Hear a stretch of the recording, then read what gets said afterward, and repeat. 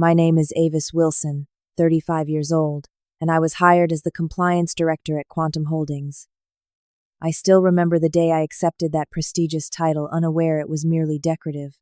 They ignored every red flag I raised about their $201 million investment portfolio. No one expected that my so-called meaningless position would eventually bring down their entire house of cards. Before I tell you about the day their entire company collapsed, let me know where you are watching from and hit subscribe if you have ever been underestimated at work like I was. I had always been passionate about financial regulations. After graduating from Northwestern Law School with a specialization in financial compliance, I spent 3 years working at a mid-sized regulatory agency. While the work was important, I longed for something more challenging, more impactful. That is why, when the opportunity at Quantum Holdings appeared in my job alerts, I immediately polished my resume and submitted my application.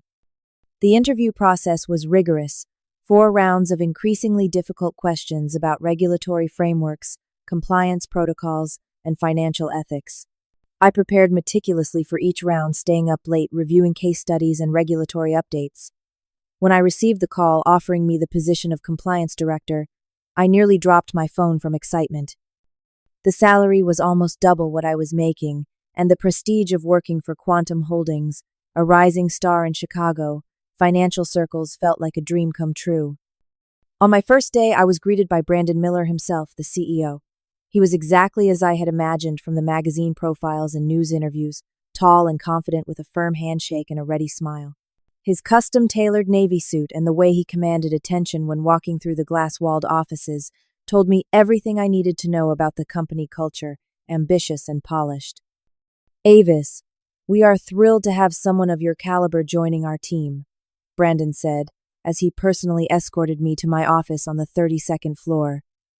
"Your role as compliance director is vital to our continued growth. We need someone who understands regulations but also understands business realities." The corner office he showed me had floor-to-ceiling windows overlooking the Chicago skyline. The morning sun streamed in, illuminating the sleek modern furniture and state-of-the-art computer setup. On the desk sat a welcome basket with artisanal chocolates, a bottle of champagne, and a handwritten note from Brandon himself, welcoming me to the Quantum family. "The board is particularly interested in your insights on our new investment strategies," Brandon continued, leaning against the doorframe.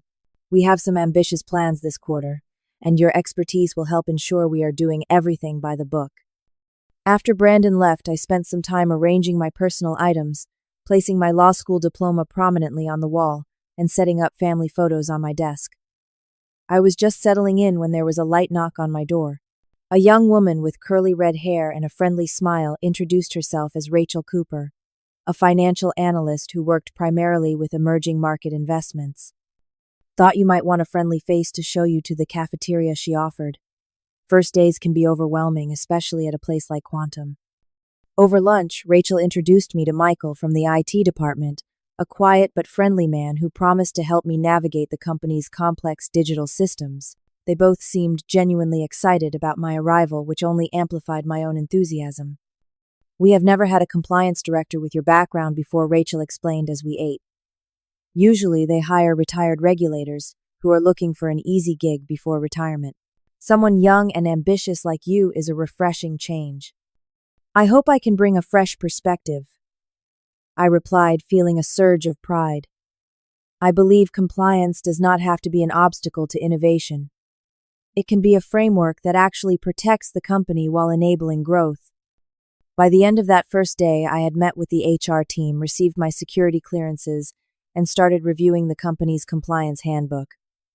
I remember calling my mother that evening, unable to contain my excitement. "Mom, this is everything I have worked for," I told her, pacing around my apartment in my socks, still too energized to sit down. "The company is growing so quickly, and they want me to help build a compliance framework that can scale with them." Brandon, the CEO, told me personally how important my role is to their future. My mother, ever supportive but always cautious, congratulated me but added her usual word of warning. "Just remember, Avis, sometimes things that look too perfect often are. Keep your eyes open, honey." I dismissed her caution as the natural worry of a parent. After all, Quantum Holdings was known for its innovative approach and dynamic workplace culture.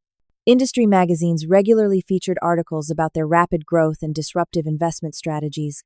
Being part of such an environment felt like I was finally where I belonged, using my expertise to help shape a company that was changing the financial landscape. That night, I stayed up late drafting plans for my first 30, 60, and 90 days. I envisioned implementing a streamlined compliance review process, creating educational resources for the investment teams, and establishing myself as an invaluable resource for the company.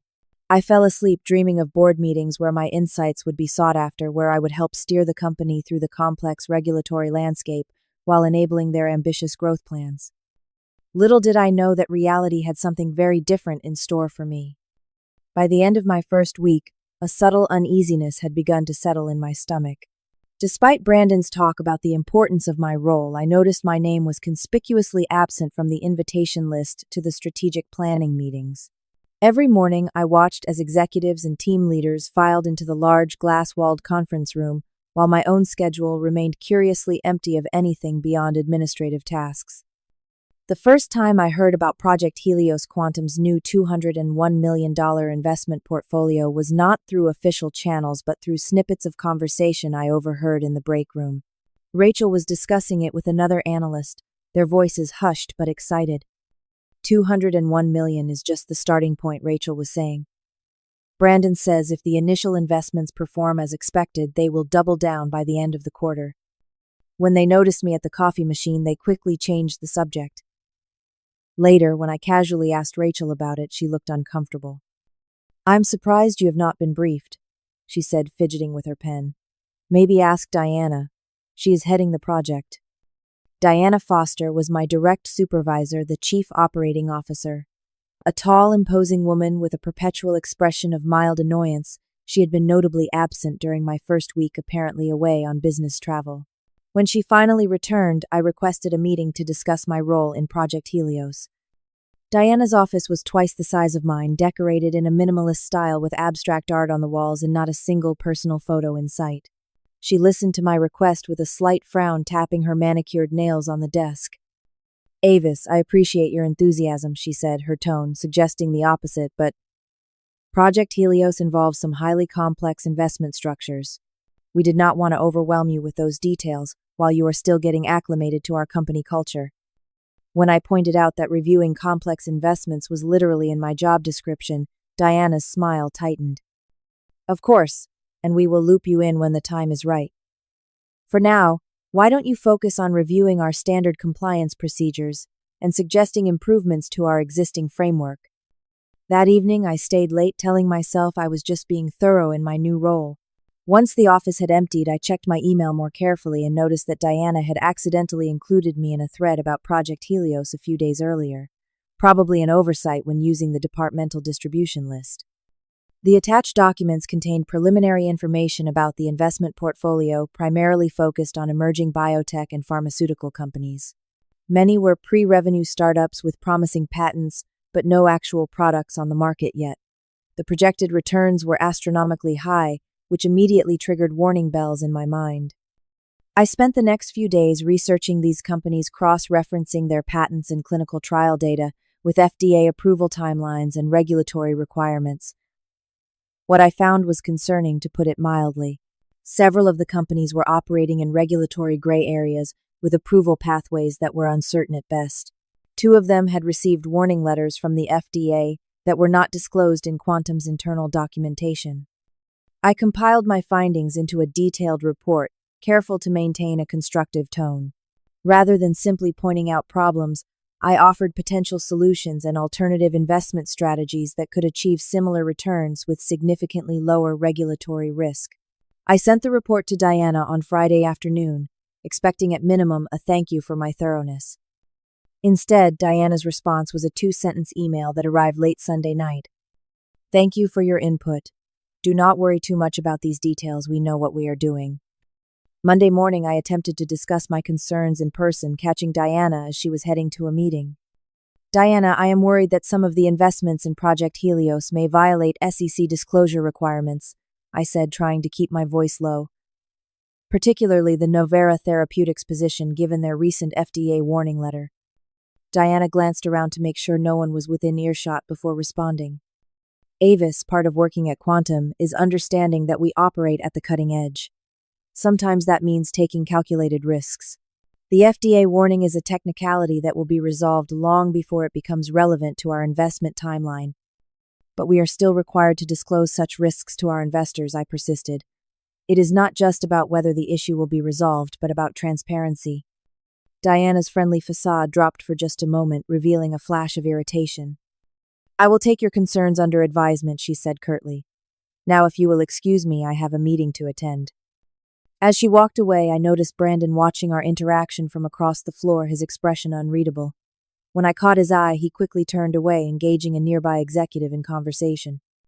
That evening, I called my former professor from law school, without disclosing any specific details about Quantum. Professor Jenkins, hypothetically speaking, if a company was investing heavily in biotech firms with undisclosed regulatory issues, what would be the proper protocol for the compliance officer? His answer was unequivocal. Document everything, raise the concerns through proper channels, and if those concerns are dismissed, consider elevating to the board level. Remember, Avis, as a compliance officer, your ultimate responsibility is to the rules and regulations, not to your supervisors. I went to bed that night with a knot of anxiety in my stomach. I had been so excited about this position, so certain that Quantum Holdings was where I would make my mark. Now, just 2 weeks in, I was beginning to wonder if I had made a terrible mistake. Still, I tried to remain optimistic. Perhaps Diana was right, and I was being too cautious. Perhaps there were aspects of these investments I did not fully understand yet. Perhaps as the new person I needed to earn my place at the table before my concerns would be taken seriously. I decided to give it time to continue documenting what I found while looking for the right opportunity to make my voice heard. I could not have known then how quickly things would deteriorate, or how vindicated my concerns would ultimately prove to be. 1 month into my tenure at Quantum Holdings, I arrived at work to find a maintenance crew moving items from my corner office. A stern-faced facilities manager informed me that due to departmental reorganization, my new office would be located on the lower level 2 floors down from the executive suites. My new workspace was half the size of my original office, with no windows and fluorescent lighting that buzzed incessantly. It was sandwiched between a supply closet and a rarely used conference room, effectively isolated from the day-to-day operations of the company. The symbolism was not lost on me, a physical manifestation of my growing marginalization. That same afternoon, I received a calendar invitation for a one-on-one meeting with Brandon Miller. Hope briefly flared. Perhaps this was my opportunity to discuss my concerns directly with the CEO, bypassing Diana altogether. Brandon's executive suite was intimidating by design, with awards and financial magazine covers featuring his face displayed prominently on the walls. He greeted me with the same charming smile from my first day, gesturing for me to take a seat across from his imposing desk. Avis, I wanted to check in personally, to see how you are settling in. He began, leaning back in his chair. I understand there has been some confusion about your role here. There has been, I acknowledged, relieved at the opening. I was under the impression that as compliance director I would be involved in reviewing major investment strategies like Project Helios, but I seemed to be deliberately excluded from those discussions. Brandon's smile remained fixed, but his eyes hardened slightly. Let me be direct, Avis. When we hired you, we were primarily concerned with having the right titles on our organizational chart to satisfy our investors and regulatory bodies. I do not understand, I said, though a sinking feeling in my stomach suggested otherwise. Your title was just for show. He stated his smirk, making it clear he felt no shame in this admission. We need someone competent enough to handle the day-to-day compliance paperwork, but not someone who would interfere with our investment strategy. That is why we specifically sought out someone early in their career, someone who would appreciate the opportunity more than they would question our methods. The words hit like physical blows. I struggled to maintain my composure as he continued. The financial world rewards bold moves and calculated risks, Avis. Our investors do not pay us premium fees to play it safe. They come to us precisely because we operate in areas others are too timid to explore. But regulatory compliance is not about being timid, I countered, finding my voice despite the shock. It is about protecting the company and its investors from unnecessary legal exposure. Brandon waved his hand dismissively. Legal exposure is only an issue if you get caught, and even then, it is just a cost of doing business. The fines for regulatory violations are typically a fraction of the profits to be made by pushing boundaries. I sat there stunned by his brazen disregard for the very laws I had dedicated my career to upholding. Everything I had believed about my role at Quantum Holdings was a lie. I was not hired for my expertise or potential contribution, but precisely because they thought I would be too inexperienced and grateful for the opportunity to challenge their practices. "So you expect me to just file paperwork and look the other way?" I asked, unable to keep the tremor from my voice. "I expect you to understand how the real world of finance works," Brandon replied coldly. "We will handle the strategy and decision-making. You ensure our paperwork looks compliant enough to pass cursory inspection. It is a well-paid position with excellent benefits and potential for advancement if you prove yourself a team player." I left Brandon's office in a daze, the ground beneath my professional identity shifting like quicksand. In the elevator down to my new basement office, I struggled to hold back tears of anger and humiliation. Everything from my impressive title to my initially warm welcome had been a calculated facade. That evening, I met Rachel at a small bar several blocks from the office. I had texted her immediately after my meeting with Brandon, desperate to talk to someone who might understand. "I wish I could say I am surprised," Rachel said softly after I recounted the conversation. "Brandon and Diana have a reputation for using compliance as window dressing. The last compliance director left after just 6 months. The official story was that he found a better opportunity, but rumors suggested he was pushed out after raising concerns about their Asian market investments." "Why did you not warn me?" I asked, unable to keep the hurt from my voice. Rachel looked genuinely remorseful. "I thought maybe with you things would be different. You seemed so qualified, so confident. I hoped they were finally taking compliance seriously."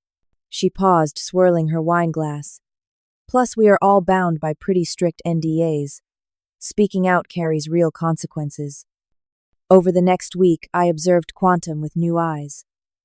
What I had initially interpreted as innovative thinking now revealed itself as reckless disregard for established regulations.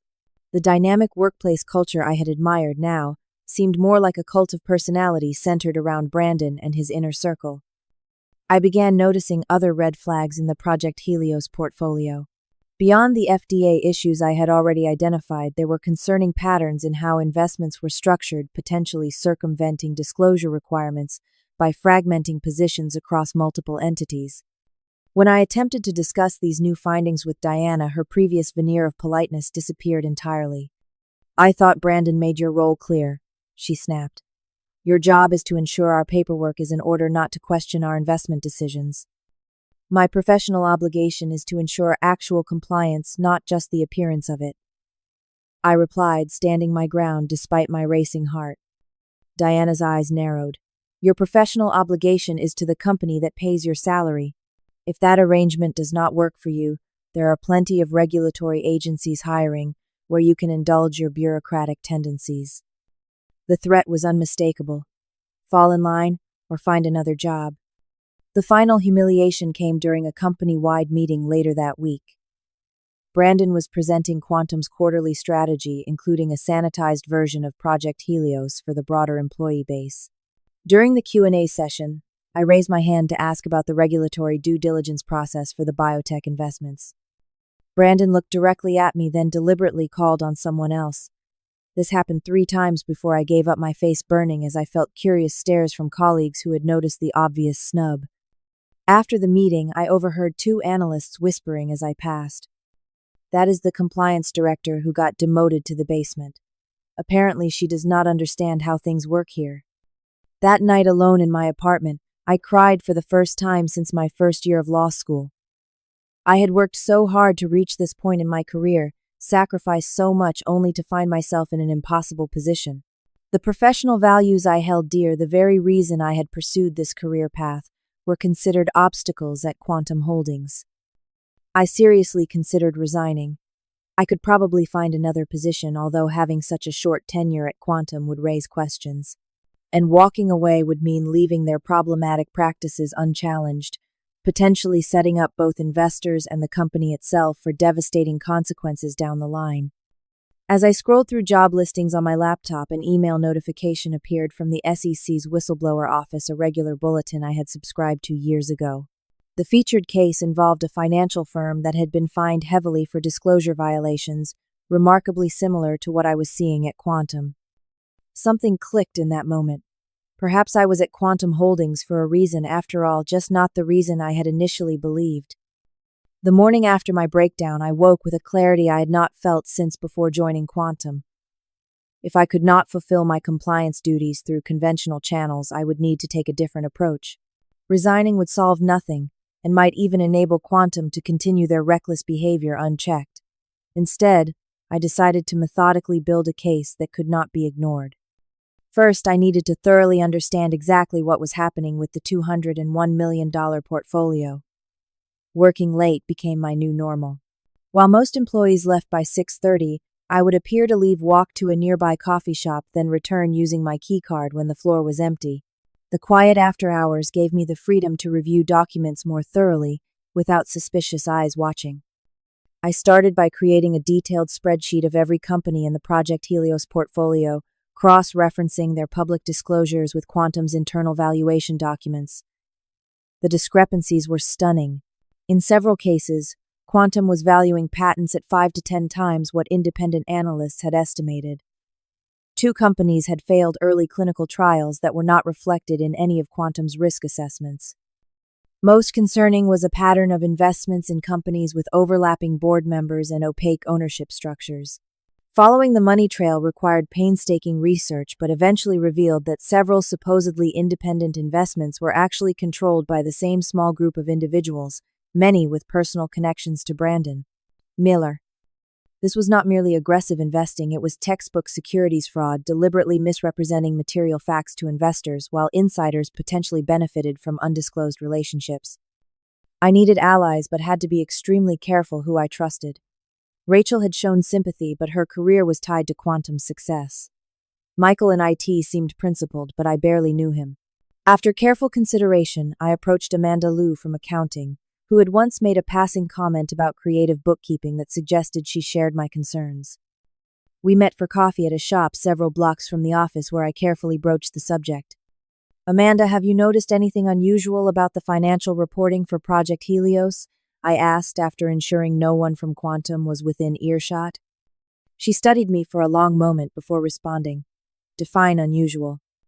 Valuations that do not align with market realities.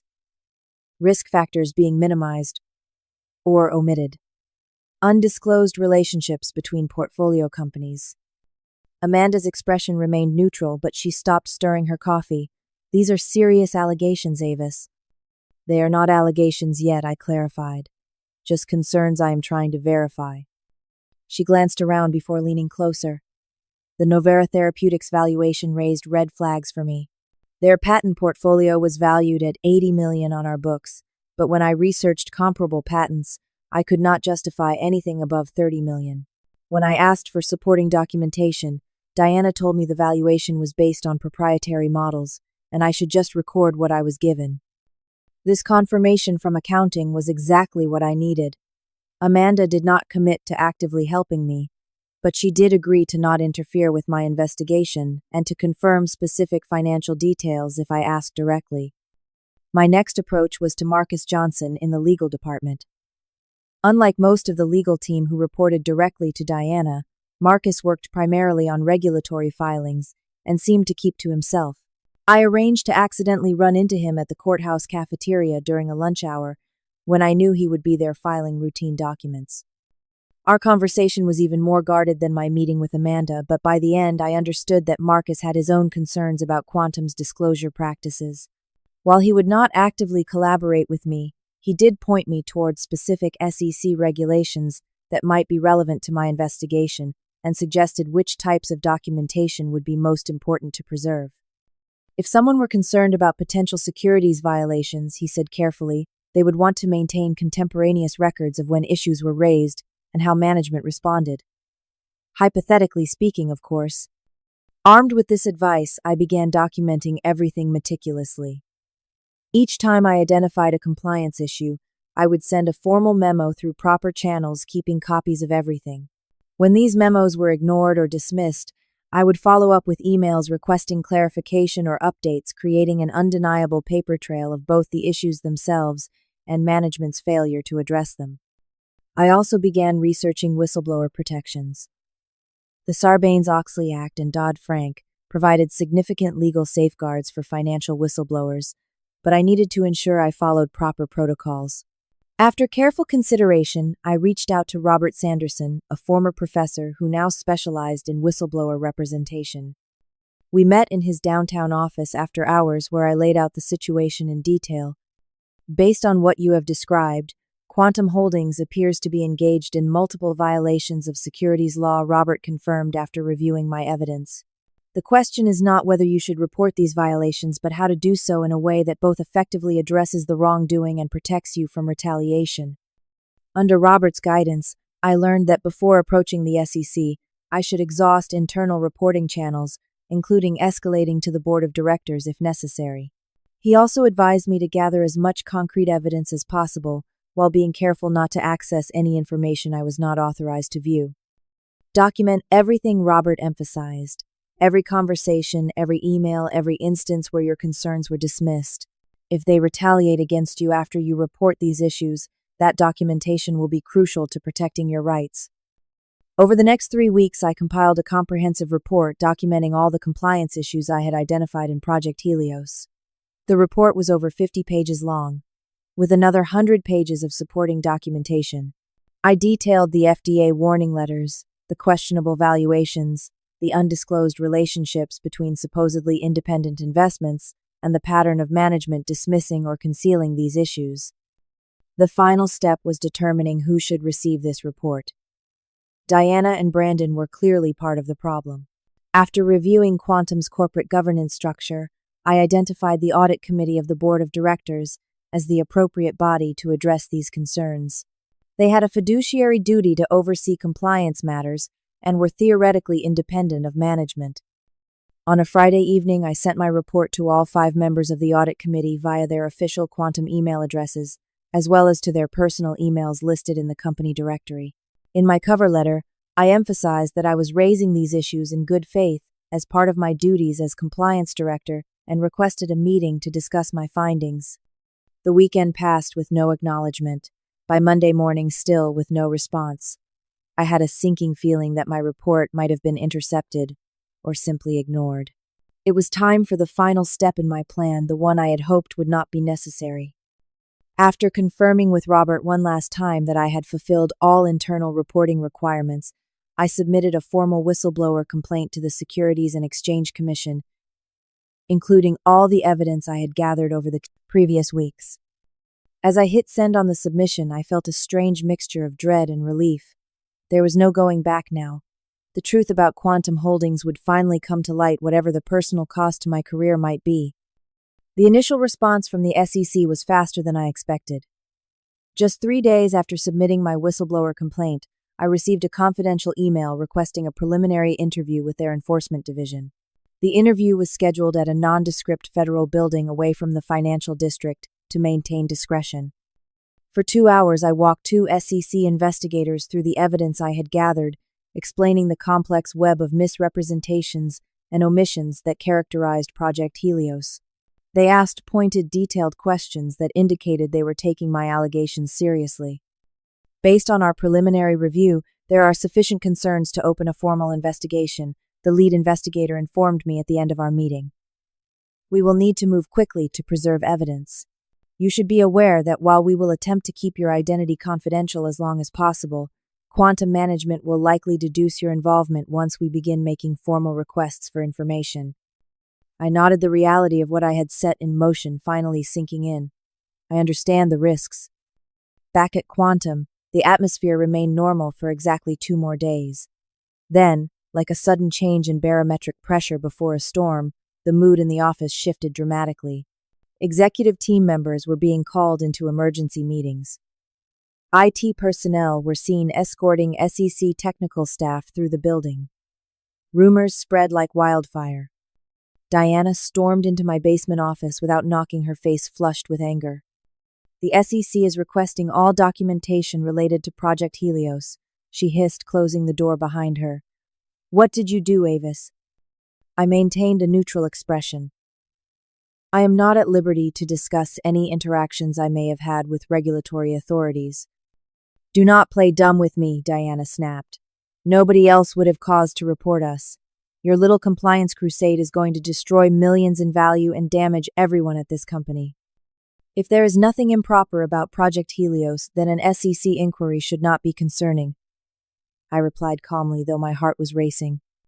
Diana leaned across my desk, lowering her voice to a threatening whisper. "You have no idea what you have done. Brandon built this company from nothing. He will not let some naive bureaucrat with an inflated sense of ethics bring it down.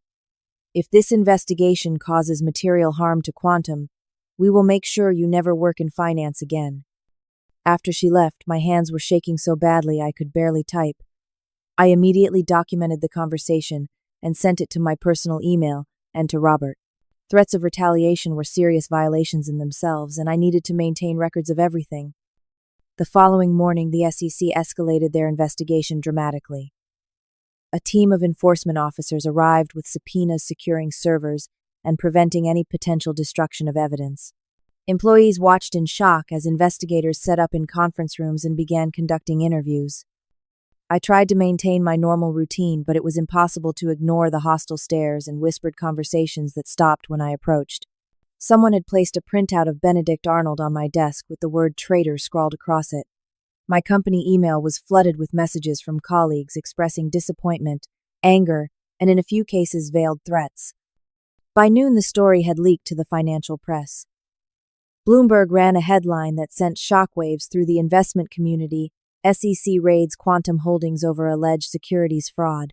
The article mentioned the $201 million Project Helios portfolio and quoted anonymous sources suggesting widespread misrepresentation of investment values. Quantum's publicly traded parent company saw its stock price plummet 22% before trading was temporarily halted. Investors began calling en masse, demanding explanations and threatening redemptions. Brandon called an emergency all-hands meeting in the main conference room. His usually confident demeanor was replaced by barely controlled fury as he addressed the assembled staff. "As you are all aware, the SEC has launched an unwarranted investigation based on misunderstandings and false accusations," he began, his voice tight. "I want to assure everyone that Quantum Holdings has always operated with the highest ethical standards. We will cooperate fully with this investigation while vigorously defending our investment methodology and valuation models." His eyes scanned the room until they locked with mine. "It is unfortunate that someone within our organization has chosen to misrepresent our practices to regulators rather than working through proper channels to address any concerns. Rest assured, when this is over, we will identify that individual and take appropriate action." The threat was unmistakable, and I felt dozens of eyes turn toward me. In that moment, I was grateful for the whistleblower protections I had researched so carefully, though they felt like cold comfort against the wall of hostility surrounding me.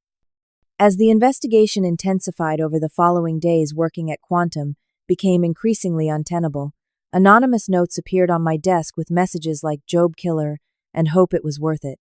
My access to certain systems was mysteriously revoked, making it difficult to perform even basic functions of my role.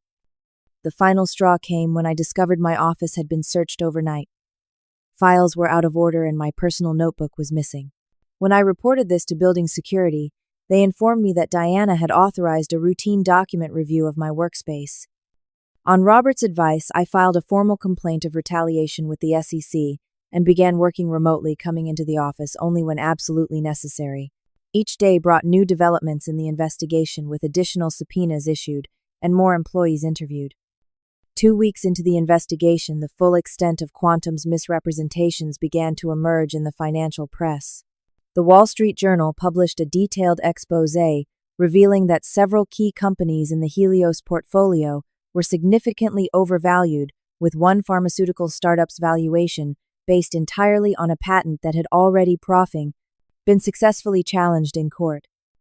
Investors began withdrawing funds en masse, putting tremendous pressure on Quantum's liquidity. Brandon and Diana made increasingly desperate media appearances attempting to reassure clients while simultaneously attacking the integrity of the investigation. Through it all, I maintained my composure publicly, while privately documenting every instance of retaliation and continuing to cooperate with SEC investigators. The personal cost was enormous, my professional reputation in tatters among former colleagues, my future in the industry uncertain. Then came the day that changed everything. The SEC issued its preliminary findings, and they were even more damning than I had anticipated. Not only were the valuations in Project Helios found to be grossly misrepresented, but investigators had uncovered evidence of potential self-dealing with Brandon and other executives having undisclosed financial interests in several portfolio companies. The SEC ordered an immediate freeze on the entire $201 million portfolio pending further investigation, effectively invalidating the investments and preventing Quantum from making any transactions related to those assets. The financial media exploded with the news, and Quantum Holdings faced an existential crisis. The board of directors called an emergency meeting, and for the first time since the investigation began, I found myself summoned to the executive floor. The boardroom of Quantum Holdings exuded power and wealth in every detail, from the hand-carved mahogany table to the original artwork adorning the walls. As I entered, the tension was palpable. The entire board of directors sat stone-faced around the table with Brandon and Diana at one end, looking like they had not slept in days. At the head of the table sat Thomas Blackwell, the legendary attorney, who served as the board's chief legal counsel. His reputation in financial circles was formidable, a brilliant legal mind who had navigated numerous companies through regulatory crises. His expression was unreadable as he studied a stack of documents before him. "Miss Wilson, please take a seat," Thomas instructed, gesturing to an empty chair directly opposite Brandon and Diana. The strategic positioning was not lost on me, an intentional placement to create confrontation. As I settled into my seat, Brandon wasted no time launching his attack. "This is the so-called compliance director who has single-handedly destroyed $200 million in value and potentially the entire company," he snarled, not even attempting to mask his contempt. "I move that we terminate her employment immediately and pursue all available legal remedies for the damage she has caused." Diana nodded in vigorous agreement. Her actions constitute a clear breach of fiduciary duty and violation of her employment contract. She went to the SEC without giving the company adequate opportunity to address her alleged concerns. I opened my mouth to defend myself, but Thomas raised his hand, silencing both sides. "Before we proceed with accusations and defenses, I would like to review the facts objectively," he said, his deep voice commanding immediate attention. "Miss Wilson, I have here what appears to be a comprehensive report you prepared, detailing your concerns about Project Helios. This report is dated 3 weeks before you approached the SEC. Is that correct?" "Yes, that is correct," I confirmed. I submitted that report to the audit committee and received no response. Several board members exchanged uncomfortable glances. "We never received any such report," claimed Gerald Foster, the audit committee chair, who I later learned was Diana's uncle. I maintained my composure. I sent it to all 5 committee members via both company and personal email addresses. I have delivery receipts for each transmission. Thomas made a note before continuing. "I also have here copies of numerous emails and memos you sent to both Miss Foster and Mr. Miller over a period of 2 months, raising specific concerns about valuations and disclosure issues within the Helios portfolio. Each appears to have either received no response or been dismissed without substantive consideration." Brandon leaned forward. "We received countless emails about operational matters. If she had real concerns, she should have requested a formal meeting. According to her calendar invitations, which I have also reviewed, she requested meetings to discuss compliance issues on 7 separate occasions over a 2-month period. All were either declined or accepted, and then canceled at the last minute." Thomas countered, his tone remaining even but pointed. The atmosphere in the room shifted subtly as board members began to realize the narrative was not as clear-cut as Brandon and Diana had presented. Thomas turned to a specific page in his stack of documents. "Miss Wilson, this memo dated approximately 6 weeks ago specifically flags Nova Therapeutics as being significantly overvalued due to patent litigation that was not disclosed in Quantum's investor materials. It predicts, and I quote, potential regulatory intervention if this misrepresentation is not corrected. Can you explain your reasoning at that time? For the next 20 minutes, I walked through my findings, methodically explaining the various red flags I had identified and the proper compliance protocols that had been ignored. Throughout my explanation, Thomas asked pointed technical questions that demonstrated he had thoroughly reviewed the evidence. As I spoke, I noticed Brandon's face transitioning from anger to concern. Diana had begun frantically writing notes, occasionally passing them to Brandon. When I finished, Thomas turned to the executives. Would either of you care to explain why these clearly articulated concerns were repeatedly ignored? Brandon attempted to regain control of the narrative.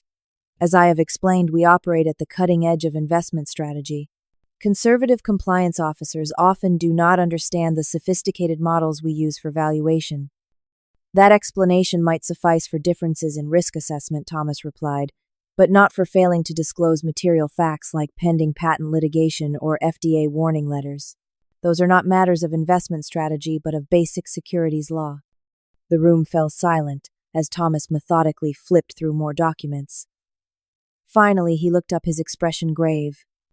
Based on my review of these materials, Miss Wilson appears to have fulfilled her professional obligations admirably. She identified legitimate compliance issues, documented them, thoroughly raised them through appropriate channels repeatedly, and only approached regulators after internal remedies were exhausted. He turned to face Brandon directly. The responsibility for our current situation lies not with Miss Wilson, but with management's failure to heed clearly articulated warnings. Brandon's face flushed with anger. She is a junior employee who overstepped her authority and went running to regulators with half-baked theories. Her title was Compliance Director, Thomas pointed out. If you considered her too junior or inexperienced for that role, you should not have appointed her to it. At that moment, the enormity of my vindication washed over me. After months of being dismissed, gaslit, and threatened, my professional judgment was being validated by one of the most respected legal minds in finance. Thomas continued, addressing the board. Gentlemen, ladies, we face a crisis of unprecedented magnitude. The SEC has frozen our flagship portfolio based on findings that substantially align with warnings Miss Wilson provided months ago. Our options for navigating this situation are severely limited, and our priority must be to cooperate fully with investigators to mitigate potential penalties. Are you suggesting we simply roll over? Diana asked incredulously. I am suggesting we face reality, Thomas replied firmly. The evidence of securities violations is substantial. Fighting this will only increase the eventual penalties and further damage our reputation. Our best course of action is to demonstrate that the issues stemmed from specific executives, not systematic corporate malfeasance. The implication was clear, and Brandon erupted from his chair. This is absurd. You are throwing us under the bus based on the accusations of a disgruntled employee. Not accusations, Mr. Miller. Evidence, Thomas corrected calmly. Evidence that you received, acknowledged, and deliberately ignored. Evidence that is now in the hands of federal regulators. Evidence that will likely lead to civil, if not criminal, charges. The board chairman cleared his throat. What exactly are you recommending, Thomas? Immediate leadership changes, cooperation with all regulatory investigations, a comprehensive review of all investment portfolios by an independent third party. And he added, looking directly at me, a significant expansion of our compliance department under Miss Wilson's leadership, assuming she is willing to remain with the company during this transition. Brandon slammed his hand on the table. This is nothing short of a coup. This is damage control, Thomas countered. The alternative is potential criminal indictments for securities fraud that could affect everyone in this room. For the next hour, the board debated various approaches to the crisis, eventually adopting most of Thomas's recommendations. Brandon and Diana were placed on administrative leave pending the completion of the SEC investigation, and I was asked to assist with the regulatory response team. As the meeting concluded, Thomas approached me privately. You demonstrated remarkable courage and integrity, Miss Wilson. Few in your position would have withstood that level of pressure. Thank you, I replied, still processing the dramatic reversal of fortune. But I was just doing my job. Thomas offered a rare smile.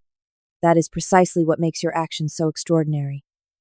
In an environment designed to prevent exactly that, you insisted on doing your job properly, regardless of the personal cost. As I gathered my materials to leave, I caught Diana glaring at me from across the room, her eyes burning with hatred. Brandon was on his phone, likely calling his personal attorney. Their world was crumbling, and they knew that the worst was yet to come. Walking out of the boardroom, I felt neither triumph nor vindication, but rather a profound sense of relief. The truth had finally emerged, and while the road ahead would be challenging, at least now it would be paved with integrity rather than deception. The aftermath of the SEC investigation unfolded like a slow-motion earthquake, reshaping the landscape of Quantum Holdings in ways I could never have anticipated. Within 2 weeks of that pivotal board meeting, both Brandon Miller and Diana Foster were officially terminated. The press release cited irreconcilable differences regarding regulatory compliance standards, a corporate euphemism that fooled no one in the financial community. 3 months later, the other shoe dropped. The Department of Justice announced criminal charges against Brandon, Diana, and 2 other executives for securities fraud, wire fraud, and obstruction of justice. The indictment cited deliberate misrepresentation of material facts to investors and attempts to conceal evidence during the investigation. As for me, the board made good on Thomas's recommendation. I was appointed Vice President of Compliance and Risk Management with a substantially increased salary, a proper staff of 6 compliance officers, and most importantly, a seat at the executive leadership table, with real authority to review and approve investment strategies. My first day in the new role, Thomas Blackwell himself came to my office, now restored to the executive floor. "I owe you an apology, Avis," he said, settling into the chair across from me. "As the board's counsel, I should have been more diligent in ensuring the compliance function had true independence. Had I asked more questions earlier, perhaps we could have avoided this crisis." "You could not have known what was happening," I offered. Thomas shook his head. "That is precisely my failing. I should have known. The board relied on me to identify governance weaknesses." He paused, studying me thoughtfully. "Your courage has forced us to confront our complacency. The company will be stronger for it, assuming we survive the current turmoil." The turmoil he referenced was substantial. Quantum's assets under management had dropped by nearly 40% as investors fled following the scandal. Rebuilding trust would be a monumental challenge, requiring not just new leadership, but a fundamental change in corporate culture. I threw myself into that challenge, working closely with the interim CEO to implement robust compliance frameworks. We established clear escalation protocols for reporting concerns, created an independent compliance committee that reported directly to the board, and instituted mandatory ethics training for all investment professionals. Despite my professional vindication, the personal toll had been significant. Many colleagues still viewed me with suspicion or outright hostility, blaming me for the company's troubles rather than the executives who had caused them. Whispers followed me through the hallways, former work friends avoided eye contact in the elevator, and I occasionally found passive-aggressive notes left anonymously at my desk. The isolation was crushing at times. I had always been social, drawing energy from collaboration and teamwork. Now I often ate lunch alone at my desk, pouring myself into work to avoid facing the cold shoulders in the break room. One particularly difficult evening, after a tense all-hands meeting where I had presented new compliance requirements to obvious resistance, I broke down in my apartment. The vindication and promotion meant nothing if I would forever be the pariah who brought down the company's stars. I seriously questioned whether I could continue in this environment long-term. In that moment of despair, I received an unexpected email. It was from Jason, an analyst who had joined Quantum just weeks before the scandal broke. He thanked me for standing up for what was right, saying that as a newcomer to the industry, seeing someone choose integrity over expediency had profoundly influenced his view of what was possible in finance. "My business school professors talked about ethics as a theoretical concept," he wrote. "You showed me what ethical courage looks like in practice." His message was a small light in the darkness, a reminder that not everyone viewed my actions negatively. In the days that followed, other small gestures emerged: a junior compliance officer asking for mentorship, an investor relations manager acknowledging that the new protocols made her job easier when speaking with nervous clients. Gradually, I found my tribe within the reconstructed Quantum professionals, who shared my belief that following the rules was not an impediment to success but its foundation. We became the core of the new culture, slowly shifting attitudes by demonstrating that ethical investing could still be profitable and innovative. 6 months into my new role, I received an invitation to speak at a compliance conference about my experience. Standing at the podium facing a room of industry peers, I felt a strange mix of vulnerability and strength as I shared my journey from hopeful new hire to whistleblower to executive. The hardest part was not gathering evidence or even reporting to authorities, I told the audience. It was maintaining faith in my own professional judgment when everyone around me insisted I was wrong, overly cautious, or simply did not understand how the real world worked. That speech led to others and eventually to a support network for compliance professionals facing similar pressures. We created a confidential forum where they could discuss challenges and receive guidance without exposing themselves to retaliation. As Quantum slowly rebuilt its reputation under new leadership, I found my own wounds healing as well. The hostility gradually faded as new employees without loyalty to the old regime came aboard, and older employees either adjusted to the new reality or moved on. Thomas remained a steadfast ally, occasionally checking in to ensure the compliance function maintained its independence and authority. You have transformed not just Quantum, but potentially how compliance is viewed across the industry, he told me, after I successfully challenged a high-profile investment that failed to meet our new standards.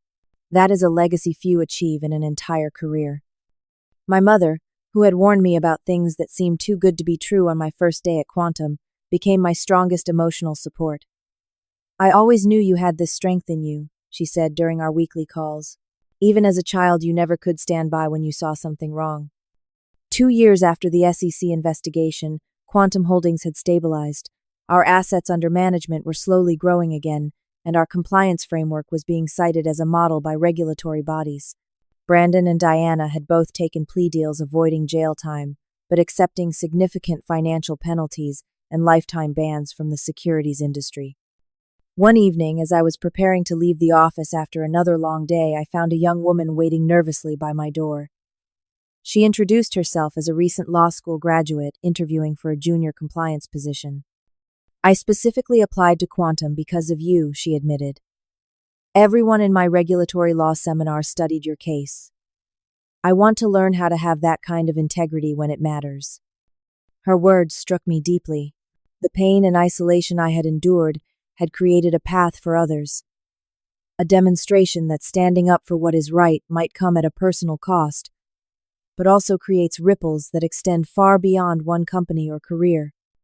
That night, reflecting on my journey, I realized the most profound lesson had nothing to do with securities, regulations, or corporate governance. It was about the courage to trust your own judgment, even when those with more power, experience, or authority insist you are wrong. It was about recognizing that sometimes your greatest contribution comes not from fitting in, but from standing apart. My title at Quantum had indeed been just for show, initially a checkbox on an organizational chart, but I had transformed it into something meaningful through my actions, proving that true authority comes not from titles bestowed by others, but from the integrity with which you fulfill your responsibilities. As I continue my work, I often think about that pivotal moment when Thomas Blackwell reviewed my documentation and recognized the truth. His face as he realized I had been right all along validated not just my specific concerns but my entire approach to professional ethics. It was a powerful reminder that eventually the truth finds its advocates even in the most unlikely places. If you have ever felt dismissed or underestimated in your professional life, I hope my story gives you strength. Remember that your title does not define your worth or your impact. What matters is the courage to stand by your principles even when it feels like you are standing alone. Have you ever been in a situation where you knew you were right but no one would listen? How did you handle it? Share your experience in the comments below. If my story resonated with you, please hit that subscribe button and like this video. Your support helps me continue sharing these professional journey stories. Thank you for listening, and remember, sometimes being underestimated is your greatest advantage, as those who dismiss you never see the reckoning coming.